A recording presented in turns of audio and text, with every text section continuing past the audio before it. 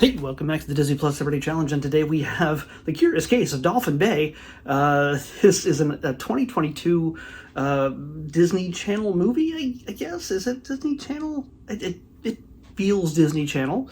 It is an hour and 23 minutes long, and it is a mystery drama, kind of Scooby-Doo-ish, without the talking dog. Following a young woman named Quinn, played by Isabella Rose. She is interning in Australia, as one does. She's from Georgia, I guess. I don't know. She's from the States, and apparently, it just coincidentally, because she's interested in marine biology, she ends up interning at this marine biology house, like a house where teenagers can, I don't know, do marine biology on the reef. I mean, the gorgeous reefs in Australia and everything else. I mean, that would be a place if you're a marine biologist in the making. Yeah, that's the kind of place you want to definitely research, hang out. But it coincidentally happens to be the place where her best friend, who moved to Australia, also is interning.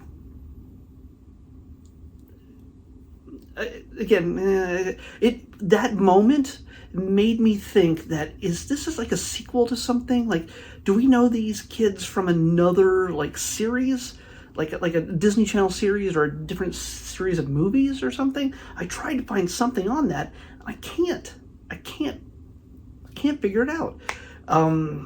But no, as far as I can tell, unless you can correct me, comments exist, you can correct me, but for some reason it made me think that, oh, well, we're just picking up on this story that is, oh, the kids are back together again, and Quinn is reunited with her best friend in Australia. But the mystery part of the thing is she has a new best friend. Her old best friend has a new best friend.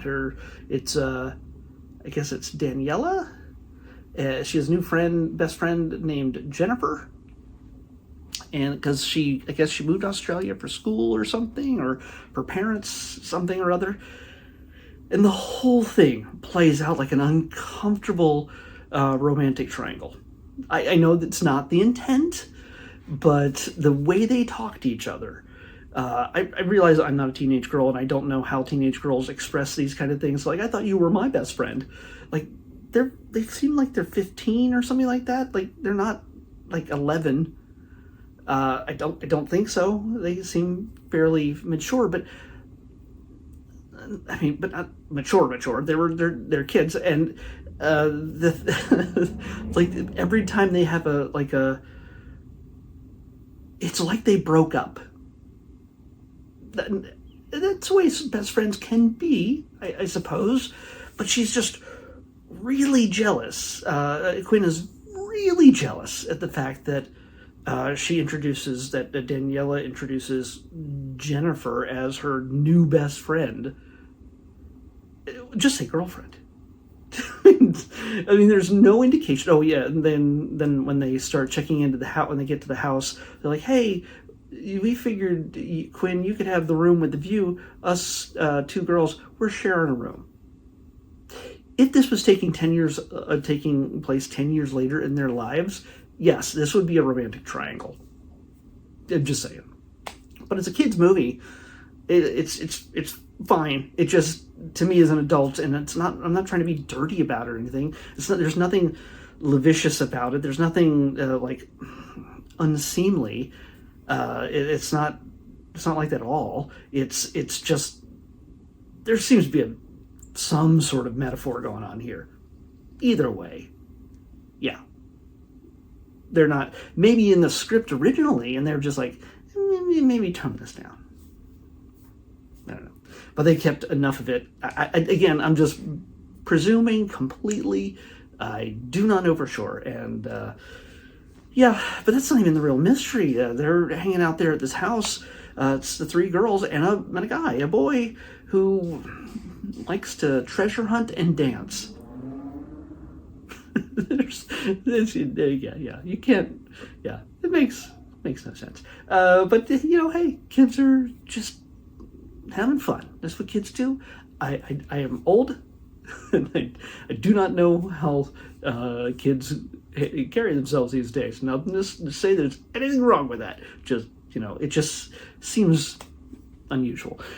Anyway, the camp is run by the one girl's dad and his husband. It's a Disney film in 2022, not 1962. Just saying.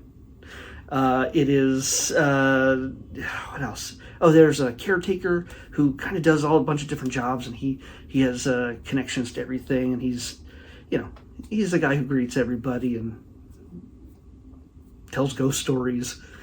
And, the boy, who is Teddy, he runs like a vlog and a video podcast kind of thing, played by Jaden McKinley.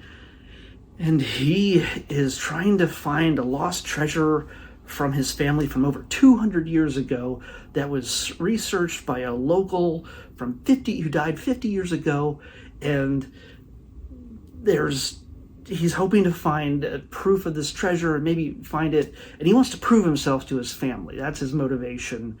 It's something that has to be told to us later on. It's not evidenced in his character or anything else. He has to tell us this, and then it's quickly forgotten until it's brought up again at a time when he has to make a decision. It doesn't seem to be a driving force. But again, this is a Disney Channel film, right? This is a Disney Channel film that is not meant to be overly complex. It is made for kids, absolutely. And they might get a kick out of the adventure, the treasure hunting, but for the most part, it's pretty by the numbers. It's pretty bland. There's a bits of humor and nice repartee between the kids every so often, and there's a mystery of finding a treasure. And there's a ghost at some point. Is there really a ghost? Oh, and they use a Ouija board to communicate with the ghost, but is it a ghost? If it's not, how's the Ouija board? I don't know. It doesn't matter. And yeah. Anyway, there's digging for treasure. There's a pop song that's thrown in every so often when you want to show upbeat motivation for the character, and that everything's cool and it's fun. And yeah, it's like somebody laid out the ingredients for a modern Disney Channel movie, and it's got all of those things. Except it's just beyond the kids are talented. It's not like anybody's like bad acting.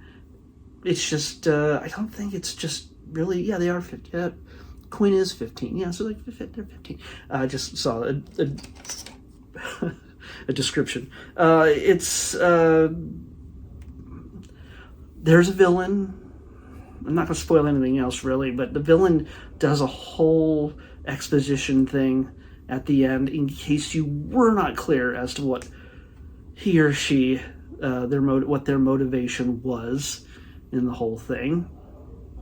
And if there was a ghost and how he figured everything out, or she figured it out, or they figured it out, it's yeah.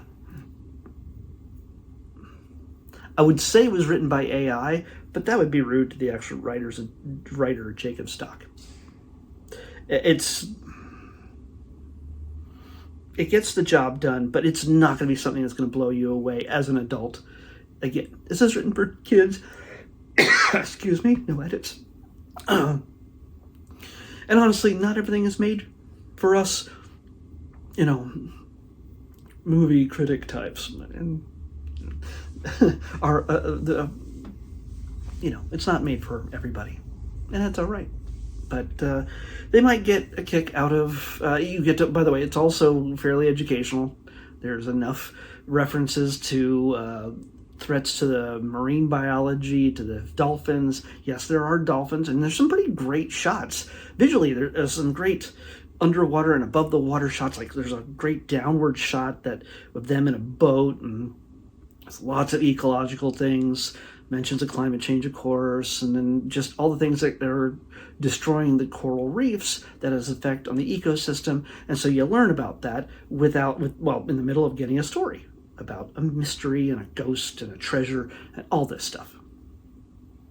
Can they figure it out in time before the bad person gets away with it all? There's no dog to help, or stoner kids. But you know what? They might win in the end.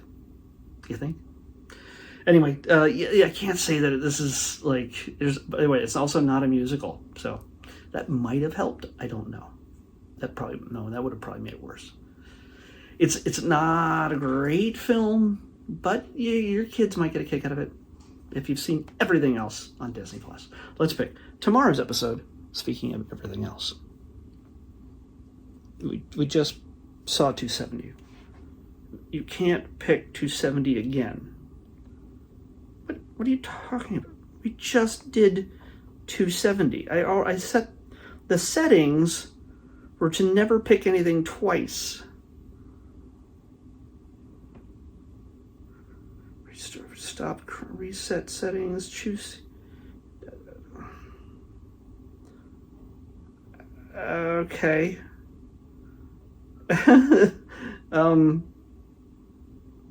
Let's try again. 2, 3. How in the world did it choose the same number? I can understand maybe choosing it randomly at different points, but the same number 2 times in a row? What the heck's going on here? Okay, we have a series. I don't know what this is, but we will figure it out, obviously, when we watch Forever. Yes, number 3 is Forever. When you're that far up in the list, early in the list, everything starts with a number for the most part. So yeah, I'll watch Forever tomorrow. Probably one episode now might give us a hint, unless I really love it, and then I'll burn through a few. I have no idea. But Forever is what we're watching next in the Disney Plus Everyday Challenge. I'll see you back here tomorrow with that.